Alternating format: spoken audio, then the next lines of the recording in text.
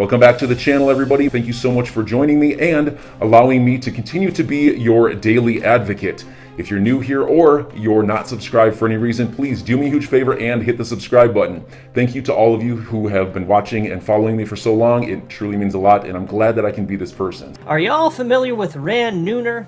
He's a host of CNBC's Crypto Trader Show and a founder of Crypto Banter, a YouTube channel, and he has 597,000 followers on Twitter.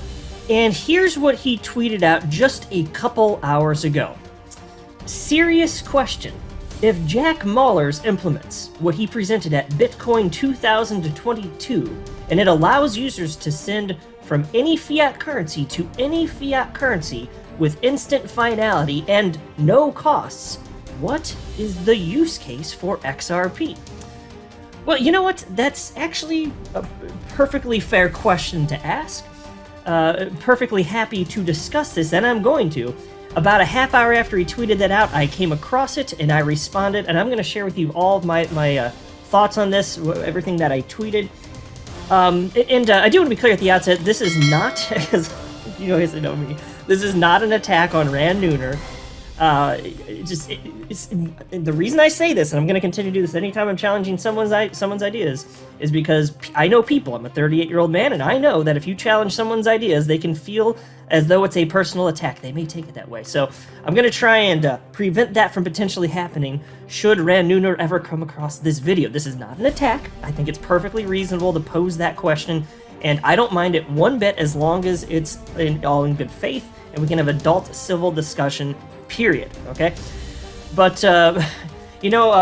before going further, I do want to be clear also, I don't have a financial background of any kind. I am not offering financial advice, and you definitely should not buy or sell anything because of anything that I say or write. I'm just an enthusiast who enjoys making YouTube videos about crypto-related topics, but just as a hobby and just for fun. I actually saw Rand Neuner in real life once.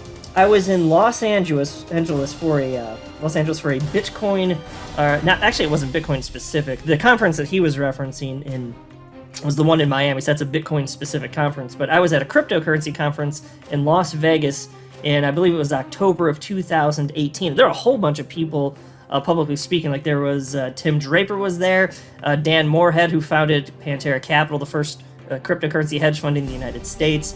There was the founder of Wikipedia. And Rand Neuner was there, and he actually recorded an episode of his CNBC Crypto Trader Show on stage at the event. So I got to see that. It was interesting, and lots of neat guests, all that jazz.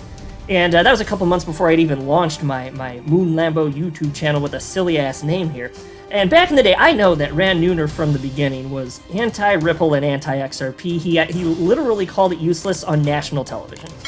And I knew that wasn't true. Now, thankfully, he ended up going to Ripple's headquarters in San Francisco. He met with the team there, and after meeting with them, he came away and he did, to his credit, state that XRP does have utility. So, hey, credit where it's due. Now, I still have gotten the sense since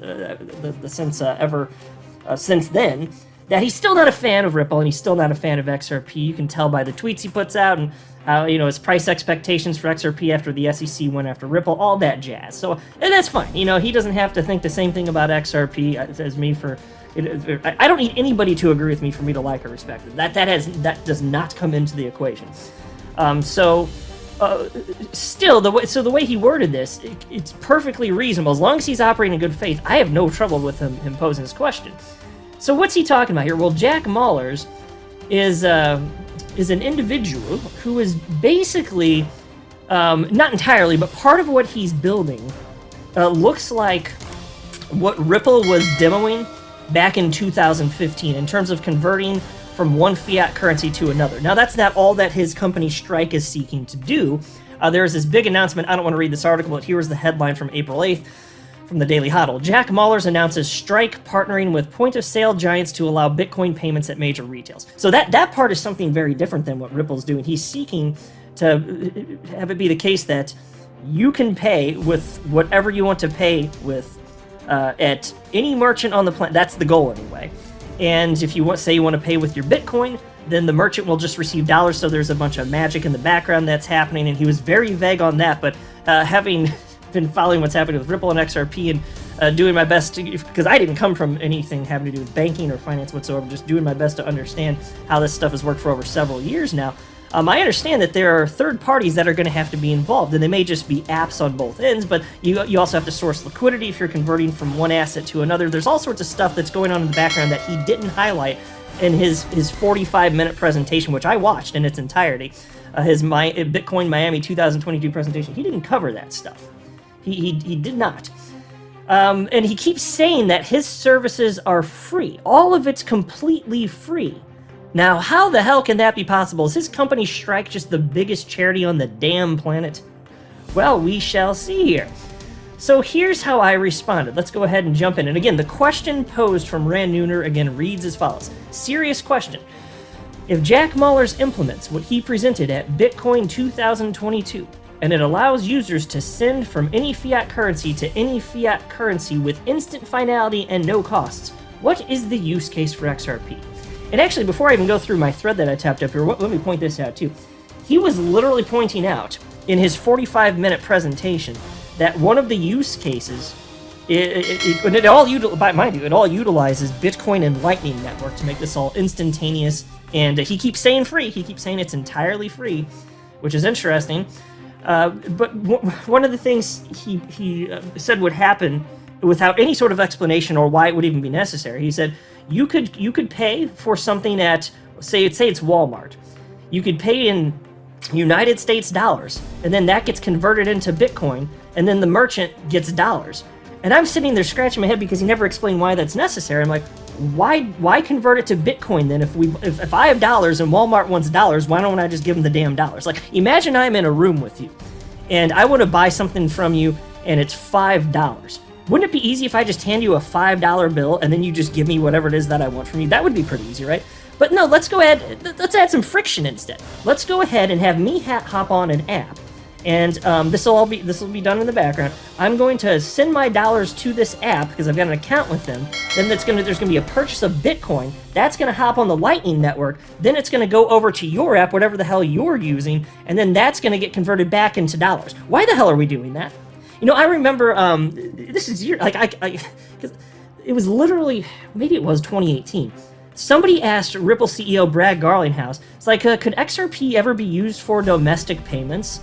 And this is in my earliest days, still trying to make sure that I thought XRP made sense, especially for the use cases of bridge currency. And Brad Garlinghouse said, I don't know what problem that would be solving, using XRP for domestic payments. Because again, you're adding friction. If you go from dollar to XRP to dollar, what problem did you just solve? Now, if there's something that I'm just unaware of, I'm open-minded, and I'll be happy to admit that in the future. He's never explained that. It doesn't make sense to me. It didn't make sense to Brad Garlinghouse back then. So I don't know why you do it with Bitcoin. Why not just transfer the damn dollars? Why do we need to throw Bitcoin in the mix? What is that functionally doing to speed things up? Is it just that in order to do the transfer, it needs to be the Lightning Network? He never explained it. Now, if there's a reasonable explanation, fine. I'm open-minded, but right now, to me, that doesn't make any damn sense, and he did not explain how that makes sense, nor how it's free. But anyway, so here was my answer. And I responded to him. I wrote, serious answer. If Ripple continues to implement on-demand liquidity utilizing XRP as a bridge currency, what is Jack Mallers' use case with Strike and Lightning Network? So you see what I did there? He's saying, well, if Strike and Jack Mallers are able to do all this free, instantaneously, no cost, what's the purpose of XRP? So I just flipped it. I said, well, if Ripple's doing what they're doing with XRP, and it's basically done in real time, and costs obviously dramatically reduced, XRP transaction, fractions of a penny effectively, what's the use case for Bitcoin and Lightning Network Strike with Jack Mallers? So I just threw it right back at him effectively, and then I really started to break it down, and I wrote the following. Mallers' claim is either misleading or an outright lie. Not sure which. Foreign exchange costs are not eliminated with his platform. His company also employs people, which costs money. So if his platform is free, then his company is losing money, or else who's covering the bills? So let me just pause. Understand, when I'm talking about foreign exchange costs, where's the liquidity sourced from? Who's providing that, and why would they provide that for free? Think about it. Foreign exchange rates are a real thing. You have to source from somewhere. And in the case of XRP being used as a bridge currency with on-demand liquidity, well, where's the XRP being sourced? On a cryptocurrency exchange, right? Are the cryptocurrency exchanges allowing those transactions for free, or do they want money? Do they want to charge for those transactions? Yeah, they do. They charge. So does Jack Mallers have some sort of magic out there that makes all of these transactions free, and he's able to convince or coerce members of the Lightning Network participants to just facilitate all these transactions magically for free? Is he the first person on the planet to pull that off? Because, damn, I'd love to see the specifics on that. I don't think the answer is yes. Of course it's not yes. That's absurd. And anyway, and then I continued in my thread. I wrote, if he's using a free model to onboard customers in early days, that's fine. But will it be free forever? The only other alternative I've come up with is if he offers that service as a loss leader and makes money elsewhere to cover expenses, but I've seen no evidence of that. So let me pause to break down what I'm talking about here. There are ways to onboard customers, and this was done with credit cards back in the day, frankly. So you can incentivize people to adopt your technology, either by paying them to adopt the technology or by offering it for free if it's sufficiently appealing. Maybe you can get people to jump on board with that. It's still an uphill battle to get people to adopt your new technology. So this is no small thing that Jack Mallers is trying to pull off. And nothing against him personally either, just to be clear. I'm just sharing my thoughts on the topic on this. That's all I'm doing here. I promise you that. Nothing personal against him. He may find success. I wish him the best. And I love competition in the marketplace. Cool. I'm pro Bitcoin, all right? And obviously pro XRP. This is an XRP-centric YouTube channel after all here. But here's the thing: when you start out, launching your technology, whatever it is, whatever your platform is, and even if it is free, you do that to acquire customers. You don't do that forever because you can't lose money forever. So if he's saying it's free and it's just going to be temporary, that's misleading. If he's saying it's free, and it's making people think that there aren't any costs associated with that, and that's just not true. Now, there's another way that it, in theory, could be free. They could do what Amazon does effectively. And that's why when I brought up a loss leader is, it could be a product or service that you offer, and you're breaking even on it, and you do that to get the customer because you can make money from them doing something else. For example, with Amazon, historically anyway, they've broke even or lost money. They frequently lose money on a ton of items that they sell. Like, I'm not kidding you. They break even or sell. Their model has historically not been to profit. It's been to break even and hopefully not lose too much money. So enjoy your day, everybody. I'm always here for you. Leave any comments or questions below, and be sure to subscribe. But thanks, everybody. I really appreciate you. Enjoy your day, and I always have your back. So thanks so much, everybody.